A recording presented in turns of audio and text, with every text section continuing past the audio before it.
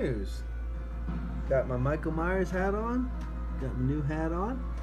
Got some Halloween attire on. Went to the Halloween shop today.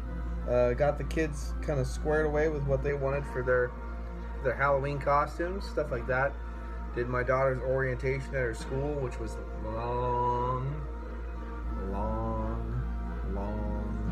and cut into some really quality craft beer time. And I unfortunately have to do it tomorrow too for my other daughter, so hey, it is what it is. But now we're finally home.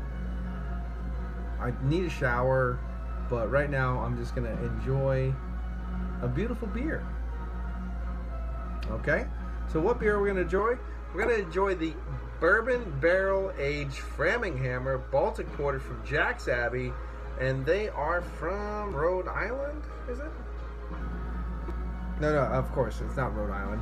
It's Framingham, Massachusetts. So there you go. I mean, I knew it was a New England state. I just couldn't remember which one. I infrequently have these guys, so unfortunately I can't keep it in the brain box. But one thing I do know about Jack's Abbey is they only do lagers. And of course, a Baltic Porter, which many people don't know, is indeed a lager. So there we go. So right now, we're doing this one. And we are just going to enjoy. I'm going to crack her open. I'm going to throw my bottle opener everywhere. Crack her open.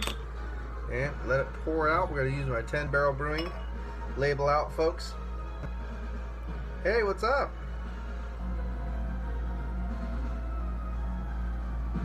Okay, won't be able to get it all out, but here we go.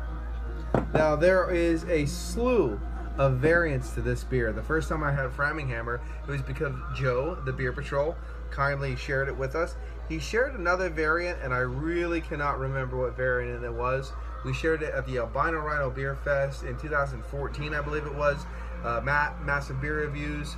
Joe, the Beer Patrol, and I were sitting in front of the Rex Motel and just basically drinking beers and shouting at people, and it was fun. No potty. That happened later because the man with no neck that's really loud ruined it all. But at the time, everything was good. Now, this does not, I was looking around, it says 45, IBUs are 45, Plato is 23, the original, the OG, the original Gravity, big, bold, and black, and then, of course, the address, the stuff that there is no ABV on this bottle at all. Now, I want to say it's probably close to 10% alcohol because the original FramingHammer, as far as I know, was 10%. So that's where we're going with that. And there is blankets and sheets and comforters of alcohols with the pillow spread and everything sticking to this glass. So I'm assuming it's going to be just like its former self. It's going to be a big boy. So let's get an aroma on the Bourbon Barrel Aged FramingHammer Baltic Porter. Cheers. And I was going to say, there is multitudes of different variants of this beer, and even though I have bags under my eyes because I haven't slept at all today, really, I'm very tired, and the shadow doesn't help either. But I saw this one over at Sam the Beer Man, only this one, so I bought it. However, the variants, I saw the whole line of variants over in Exeter at Sabatini's. So definitely, if I love this, I'm probably going to go swing up and get that too. So, cheers.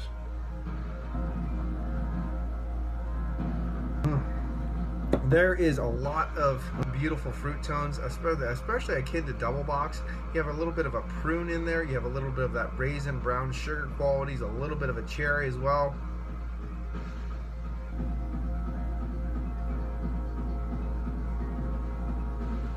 A little bit of that bright caramel, peppery bourbon. Loads of tons and tons of dark fruits, molasses, brown sugar qualities. Soft, roasty, toasty quality baker's chocolate. A little bit of smoke. Let's get into it. Cheers.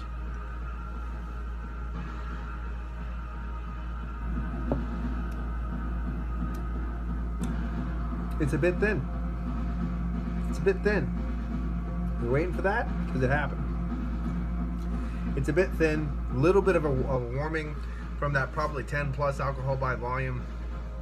Has to be kind of expected. You'll acclimate yourself to the beer pretty easily.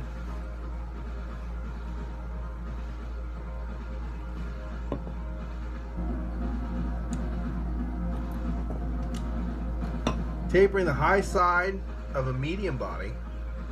It is a bit thin. And of course the barrel aging process does hinder the body of the beer. It'll knock it down a few pegs. And I do remember FramingHammer being close to that low side of a full body, so it makes sense that it kicked it down to the high side of a medium. Nice oily body, goes down real super smooth. A little bit of burn, but again, already that's dissipating. The body acclimates to it so pretty easily. Lots of nice dark fruit tones. A little bit of a roasty toasty brown bread tone. What's up, Eric? Well, shit. Roasty toasty brown bread qualities, earthiness, a little bit of that char, a little bit of that caramel peppery bourbon.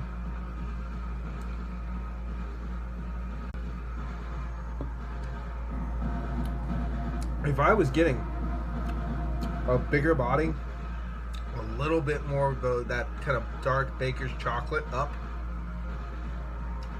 this would be one of those damn beers. Unfortunately, it's a little bit lackluster. It's not really that bombastic tonality. It's not big, chewy, churn, but like it's not like this.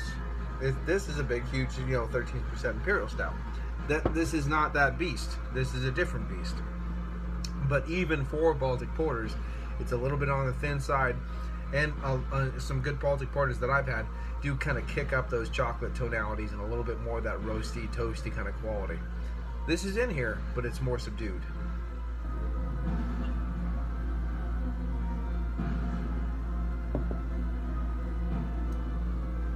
I love the dark fruits. The dark fruits are just awesome.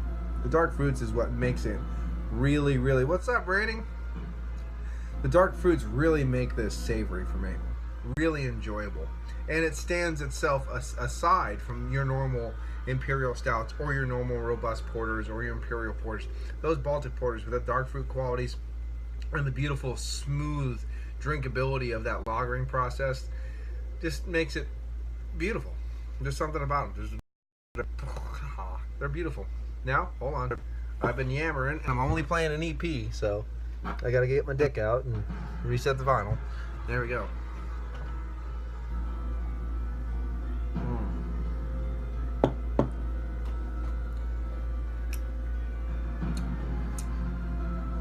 There is that beautiful baker's chocolate in there. It's like, it's little like plumminess, raisin, fig, date, leaving a little bit of a cherry, and then just a little bit of that tonalities of baker's chocolate mixing in there. It's very dessert-like in those qualities, very savory.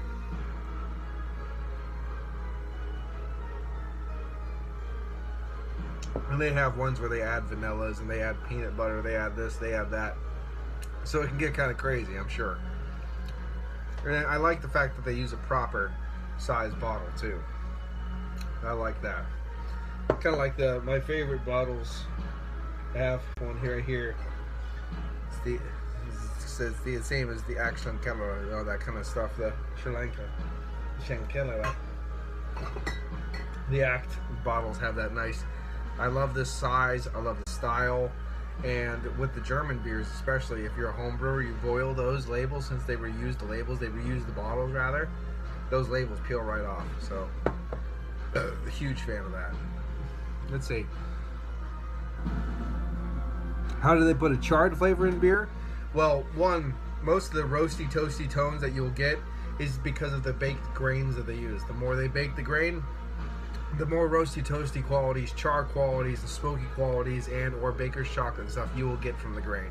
It's all the same grain a lot of times, but I mean, not all the time, but like the base grain, and then the more they bake it, the more you get the different tonalities. So like the crystals, you have crystal 10, but then you have crystal 120, and crystal 120 is the whole different beast. Battery Steel Fuma DIPA. Okay. Or is that supposed to be Flame? Battery Steel Flame DIPA?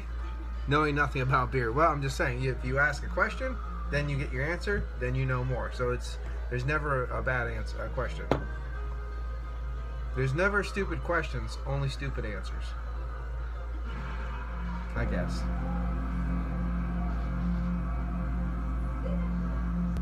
Oh, you have that smoked double bock in the fridge. Oh, I just love them. Rauch beers is where I go for the happy place.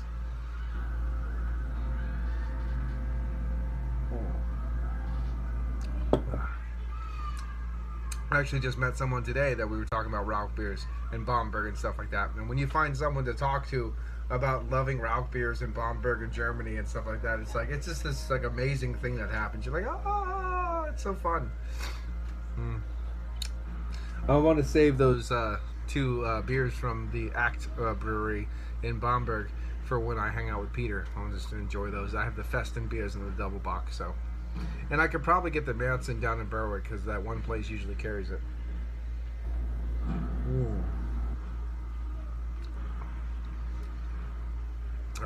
This is a good beer. This is a good beer.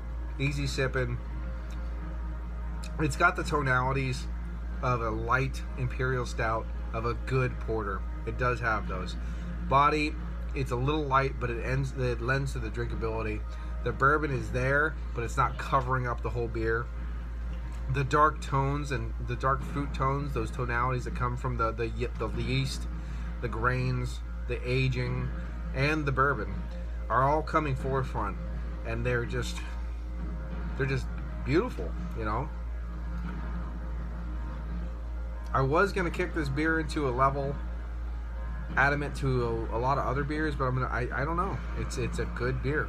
It holds a head. It's got to be 10 plus, so it's got to be 10% alcohol by volume, like its original FramingHammer, or it's going to be more than that. And it drinks super crazily easy. It still retains a head. You can tell by the ABV that it's got to be at least 10 because the alcohol lag stick is just beautiful. And I don't know. I really like it. And of course, the more you age this, the more the dark fruits are going to come out, the more savory it's going to get. And who doesn't love that?